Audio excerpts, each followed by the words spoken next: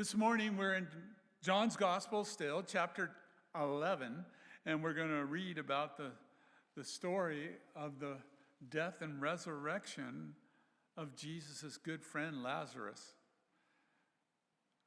You know, when Jesus raised Lazarus from the dead, it was the evidence of his great claim, I am the resurrection and the life. Death is the great horror sin produced, as Paul mentioned in Romans 5 and James does in chapter 1 of his letter.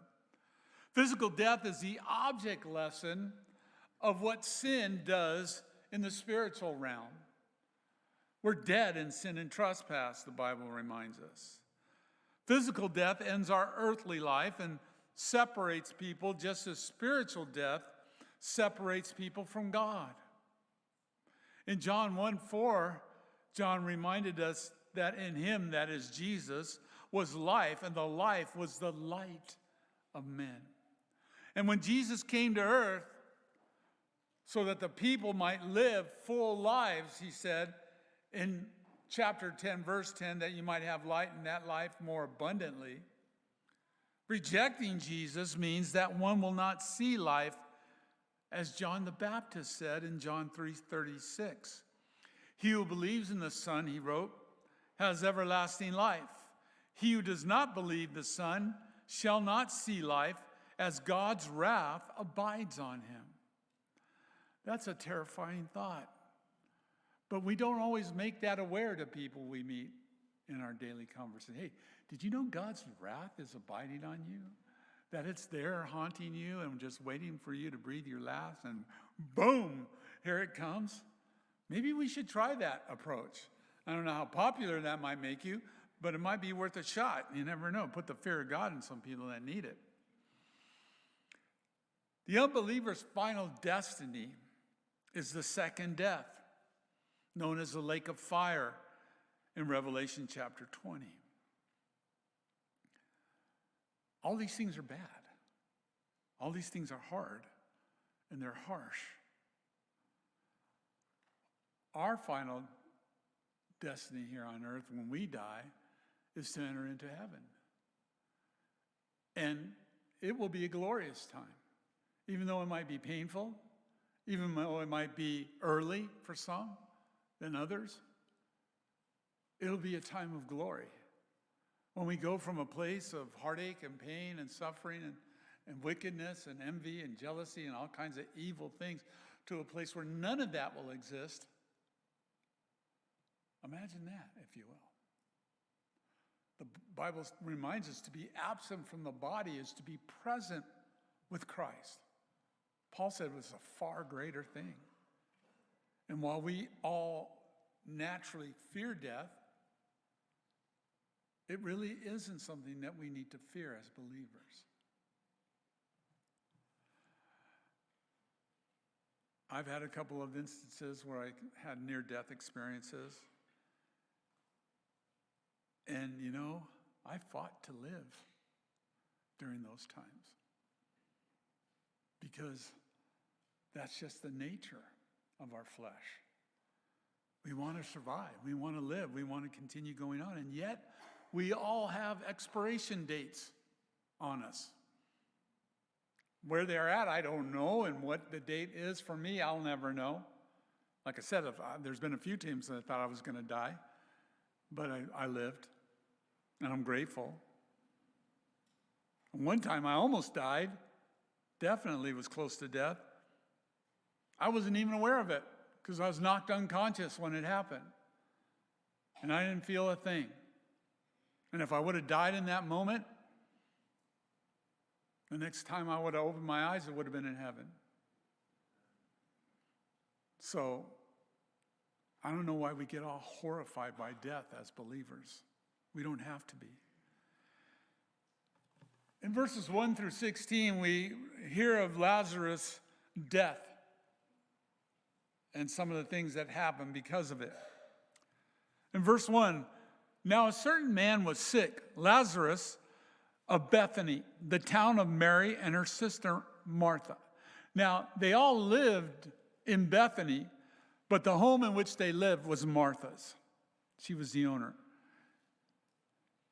It was that Mary who anointed the Lord with fragrant oil and wiped his feet with her hair, whose brother Lazarus was sick. Therefore the sisters sent to him, saying, Lord, behold, he whom you love is sick. When Jesus heard that, he said, this sickness is not unto death, but for the glory of God, that the Son of God may be glorified through it. Now this is interesting. The scene is this. John, the writer of the gospel, identifies Lazarus as Mary and Martha's brother, and he was very sick, verse 1. Bethany was located about 2 miles, maybe closer than that, to the Mount of Olives. The Mount of Olives is a glorious place. Jesus often went there to meditate and to pray. And from it, there's a beautiful view of Jerusalem. You're up on the mount, just slightly elevated above the mount, above the city. There is, on the lower right-hand side, the east gate into Jerusalem, which is sealed now, but will be the gate that Jesus makes his entry into Jerusalem in its second coming. And you can see the dome of the rock of the mosque there on the Temple Mount, and you can see the whole city and the walls around it and stuff. It's just a beautiful place to be, for sure. And they lived near there. And it was quite an area to be. And this was not the same Bethany that John wrote of in John 1:28. That was the community that John the Baptist was staying on the west side of the Jordan River, people believe it was. The exact location is not known, but they believe it was possibly on the west side of the Jordan River. And John points out that Mary was the woman who had anointed Jesus' feet in verse 2. Mary had poured out fragrant oil upon Jesus' head. And then weeping at his feet, she wiped the tears away with her hair. A very moving and touching scene that the disciples, especially Judas Iscariot, tried to ruin. He rebuked her by saying, how did you waste this expensive ointment? It could have been sold for 300 denarii and given to the poor. And the Bible tells us that Judas said that because he was the keeper of the purse, and he would have ripped it off, that money, if he could get his hands on it. But Mary's devotion to Jesus was great. She did not consider the cost of the oil, only her heart's desire to worship Jesus. And really, that's what our hearts should be about today. Oftentimes, I hear people critique worship. Oh, that worship's so loud. There's so much drums and guitars and it's just can't we just simply have a piano playing or, things like that? Or other people say it's boring. We need more jumpier tunes. And why do we sing hymns, and all these different comments that people have about worship music. But that's not worship. It's music. What makes worship is our hearts, the attitude of our hearts towards God, and our willingness to come into his presence with singing, as the psalmist declared. Come into his presence with singing. Give thanks unto his holy name. And that's who we should be as the people of God. Blessed and excited about being in the presence of the Lord and giving him the praise and the glory he deserves. Now, we just had the World Cup play out in the United States, and every arena was packed with fans from around the world, all screaming for these men in short pants running around on a grass field, kicking a ball. Wow. They call it the beautiful game. To me, it's beautifully boring. It puts me to sleep. The only time I watch it is during the World Cup. I've never been to a soccer game in person in my life, and I don't have it on a list to do things. It's not on my bucket list, you know. It just doesn't hold any charm for me. But we had millions of fans fill our country and Mexico. And I think one game was even played in Canada. I'm not sure. Don't quote me on that. But millions of fans. And what I thought was cool about it was all the apologies I was hearing from these people from other parts of the world that were judging America for being this rotten place, because that's what the news media would tell them. And they were saying, this place is amazing, this place is great. And people would go to a Walmart and be blown away by the size of the packaging of foods and other things. And like, look at all this stuff, you know? And then I remember seeing a picture of a Japanese guy in Texas eating a beef rib, you know, and just mowing down on it and just declaring how great the food is and everything. And what a wonderful time it was and how nice everybody was. I thought, cool, they got to see real America and not the one on the TV. And, you know, we do have a great country. It is an amazing country. But one day it'll be no more that way. And I think after the rapture of the church, America will be devastated, I hope it is, by the loss of millions of people disappearing suddenly at the rapture of the church. And our country will never be able to recover from that. And it's coming soon to a city near you. The signs are evident. The perversion of the world, the hatred, the anger, the lust, all of it is spelling disaster. It's the same as it was, almost the same. There's still some virtue in the world today. But before the flood, the Bible recorded that man's thought was on evil always. Always. And when we get to that point, there's only one thing left, and that's judgment. And that time will come. Jesus said we must work while it's yet day, for the night comes when no one will be able to work. And we need to be prepared for that. Now, Martha and Mary let Jesus know of Lazarus' condition in verse 3. And they reminded Jesus of his relationship with Lazarus. Lord, behold, he whom you love is sick. We don't know why Jesus loved Lazarus. The sisters assumed the Lord would come to heal him right away because he loved him. And Jesus delayed his going to Bethany in verses 4 through 14. And Jesus had said this was for the glory of God. It wasn't a lasting death. Now, Jesus loved Martha and her sister and Lazarus. So when he heard that he was sick, he stayed 2 more days in the place where he was. Then after this, he said to his disciples, let us go again to Judea. And the disciples said to him, Rabbi, lately the Jews have sought to stone you. And are you going there again? What are you, crazy, Lord? And Jesus answered, are there not 12 hours in the day? If anyone walks in the day, he does not stumble because he sees the light of this world. But if anyone walks in the night, he stumbles because the light is not in him. These things he said, and after that he said to them, our friend Lazarus sleeps, but I go that I may wake him up. Then his disciples said, Lord, if he sleeps, he'll get well. However, Jesus spoke of his death. But they thought he was speaking about taking rest and sleep.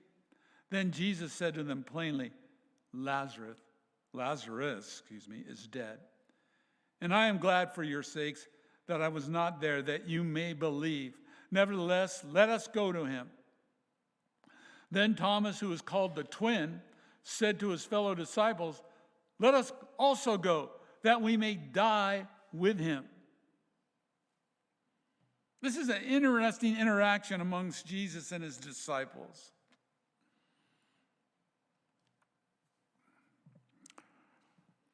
John records his love, Jesus' love for the family, and yet he waited 2 more days before leaving. But he knew that Lazarus was dead by the time Jesus heard of it. Jesus only moved under God's direction. The disciples were weary of going back to Judea. They knew the leader's plans for him. And they said as much in verse 8. They want to stone you. They wanted him dead. And soon enough, they'd get their wish. But not in the ways they thought. But it was a part of God's plan of redemption. They tried to warn him not to go, and Jesus spoke in a veiled way, showing that they'd be safe about working while it was yet day, because the night is coming when none will be able to work. Lately, we just passed a law that we're going to change our time to permanent daylight saving time, which I find interesting because it means the sun's not going to come up in the winter until 8:30 in the morning. What kind of genius is that? That's when people are motoring on their way to work. That's when school buses will be taking our children to school. That's when people will be dropping off their kids in the dark at their schools and stuff. That's just brilliant. Oh, but we get an extra hour during the winter of light. I say, if you want to do that, move it back 30 minutes and leave it there. That will be right in the middle, and sunrise will be around 7:30 instead of 8:30. And sunset will be around 6:30 instead of 7. We'll get the best of both worlds that way. But that would be too simple. Again, our government always wants to make things difficult for us. So anyway, all that to say, they misunderstood what he meant. And finally, he had to tell them flat out that Lazarus was dead. Now, Thomas, called twin. I often wondered what was meant by that. I thought maybe he had a twin brother amongst the disciples. Some people thought it might have been Bartholomew. But that's not what it means. I did some research. And the reason they called him twin is because he looked like Jesus. So can you imagine how he must have been feeling about all this stuff? They wanted to stone Jesus and kill him. What if they found him and thought he was Jesus instead and killed him? The redemption story would have been totally changed and we'd all still be lost in our sin. No, he would have still went to the cross. But he would have had to suffer a tragic fate himself that way because he looked like Jesus. Wow. But then again, think how people might have admired him.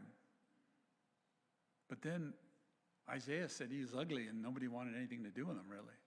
Wasn't handsome or anything in describing Jesus. So there was that side of it too.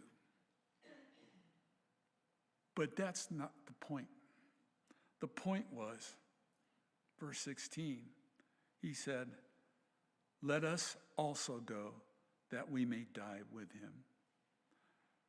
They were willing to die with the Lord back in Judea. It wasn't about dying with Lazarus, but dying with the Lord there, if that's what it required. As Jesus approached the town, he didn't go directly to the house, but stayed away. And then we see that Martha, when she heard of it, she went out to meet him. Verse 17. So when Jesus came, he found that he had already been in the tomb 4 days, and now Bethany was near Jerusalem, about 2 miles away. And many of the Jews had joined the women around Martha and Mary to comfort them concerning their brother. Now Martha, as soon as she heard that Jesus was coming, went and met him. But Mary was sitting in the house. And now Martha said to Jesus, "Lord, if you had been here, my brother would not have died. But even now, I know that whatever you ask of God, he will give you." And Jesus said to her, "Your brother will rise again." And Martha, putting on her doctrinal hat, said, "I know that he will rise again in the resurrection of the last day." Good for her that she was being biblical and such. But then Jesus told her, "I am the resurrection and the life. He who believes in me, though he may die, he shall live. and whoever lives and believes in me shall never die. Do you believe this?" And she said to him, "Yes, Lord, I believe that you are the Christ, the Son of God, who is to come into the world." Jesus had traveled the 2 miles to Bethany, and the Jews who had come out to mourn Mary and Martha's loss were there, and it was a great wailing. And Martha came out to Jesus and approached as Martha came out to Jesus as he approached her home, Mary stayed in the house, and Martha shared her faith in God. Martha said, "Lord, if you'd been here, Lazarus would not have died." Then she said quickly, "I know that whatever you ask of God, God will give you." And Jesus then told her of his intention to resurrect Lazarus in verse 23. And Martha thought, Jesus was speaking of the afterlife and the general resurrection of the dead. Then Jesus states his true being. He said he was the victor over death, the Lord of life. How awesome is our God that way? Jesus confronts Martha's faith then. Death cannot stop Jesus, who asked Martha, "Do you believe this?" And she responded in the affirmative, "Yes, Lord." And then she defined her faith in Jesus. "You are the Christ, the Son of God, come into the world to redeem us." This is a beautiful exchange here. And we see that she was not, a lot of times Martha gets the short end of the deal. Oh, busy Martha. She's always doing the things of the flesh, and she's not spiritual like Mary, and blah, blah, blah. But no, she was very spiritual. But she was also one of these people that gets things done. We need those kinds of things. If all we did was sit around and sing songs all day and just, pray and read our Bibles all day and do nothing else, what kind of existence would we have as believers, No, there's people in the body of Christ who are administrative types and servants and all kinds of gifted people in worship and productions of audio equipment and computers and everything, radio, broadcasting, television, all of it. We do it all as believers. And because of it, we're able to have decent lifestyles here in America anyway. And we're blessed of God because he makes a way for us. And this is what we need to be as well as worshipers of God. It's both, not just one, but both. So Martha slipped away and went and found Mary and told of his existence. She said, "The teacher has come," in verse 28, "and is calling for you." And as soon as she heard that, she arose quickly and came to him. And now Jesus had not yet come into town, but he was in a place where Martha met him. And then the Jews who were there with her in the house and comforting her, when they saw that Mary rose up quickly and went out, followed her, saying, "She is going to the tomb to weep there."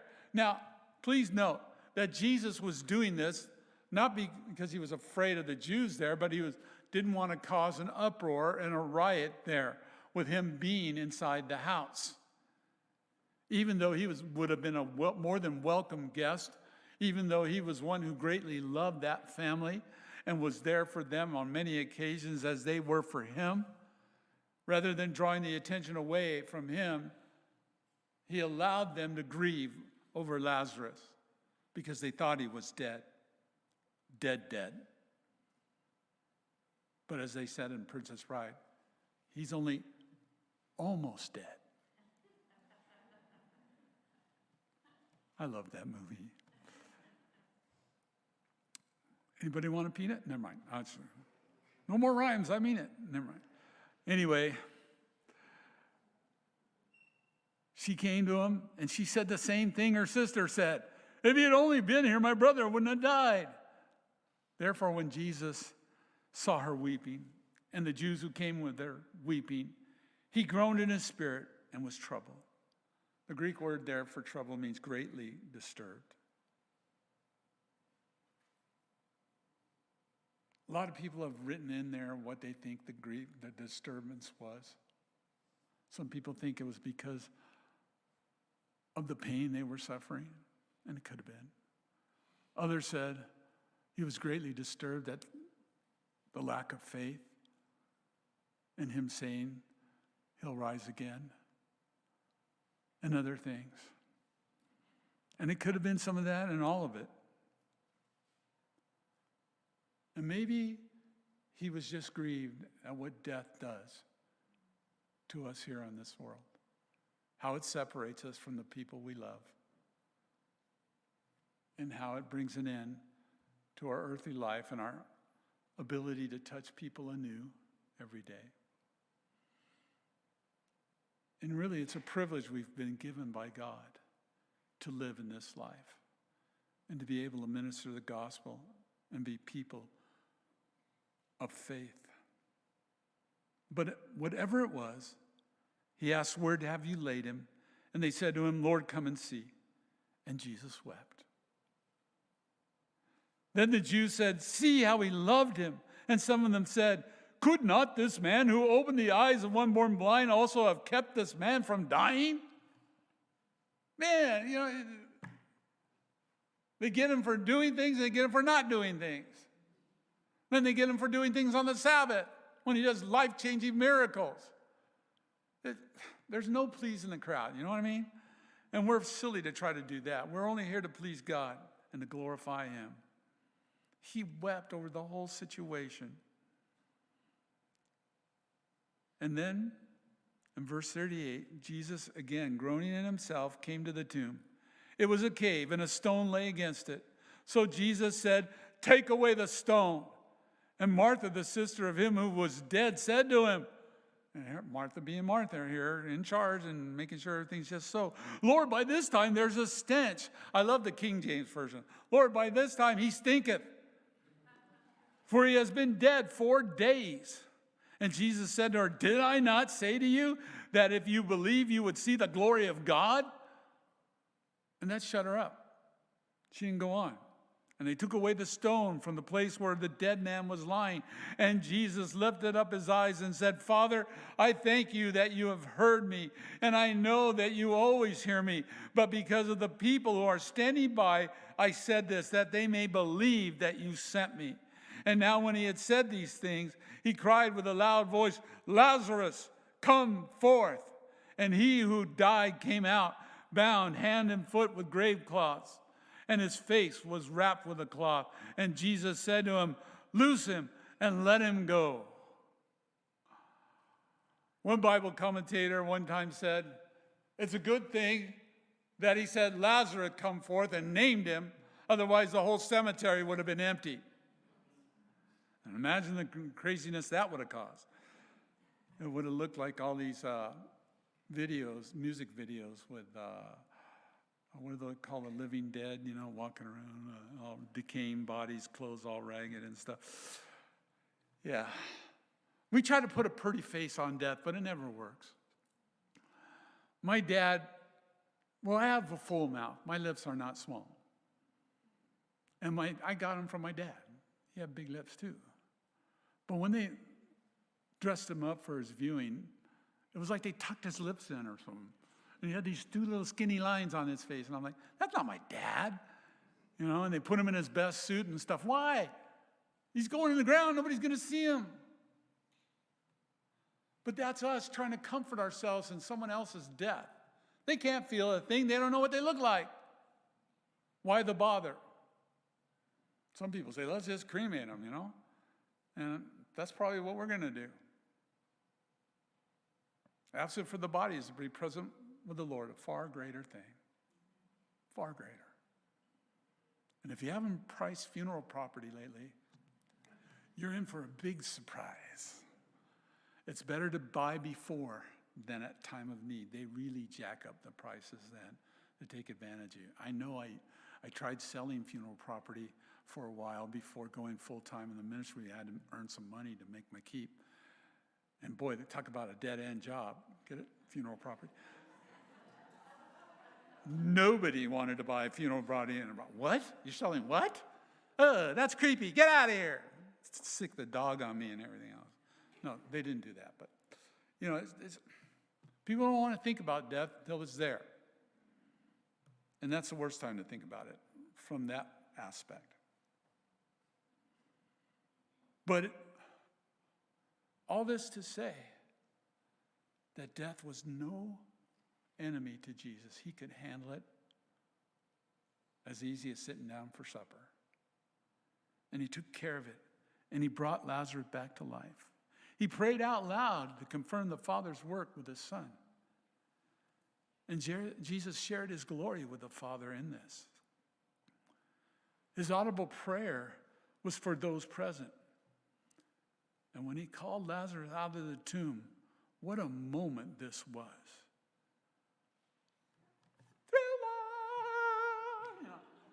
Coming out like a mummy, all wrapped up. That was my Michael Jackson imitation. It's the best I got, so. I can't moonwalk, so don't ask me.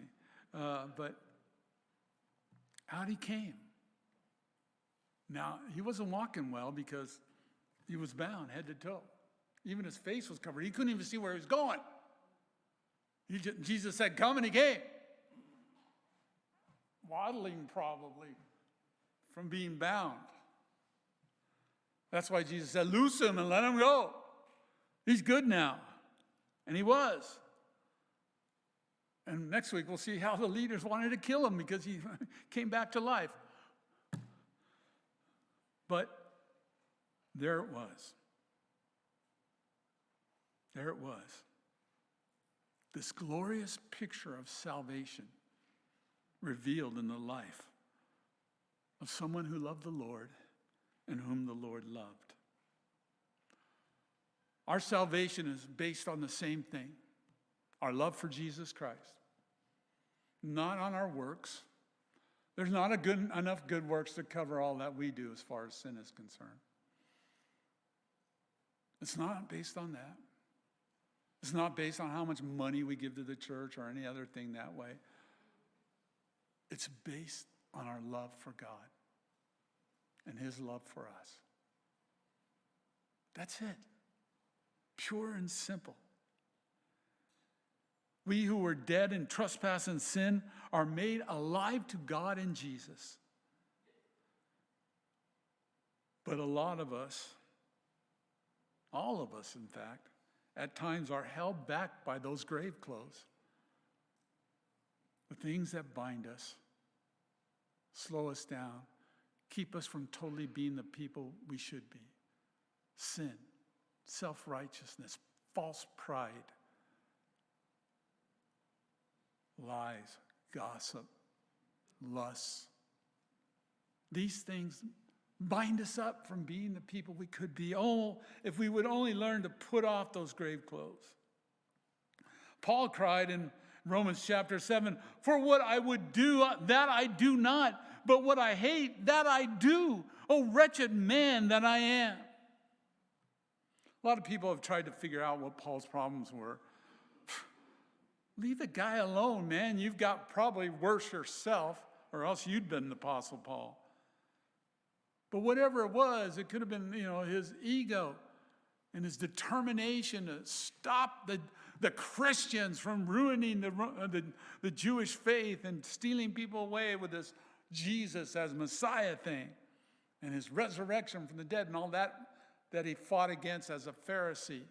I don't know what his problem was that way, but what it was, he struggled in it, just like all of us do with our shortcomings and failures.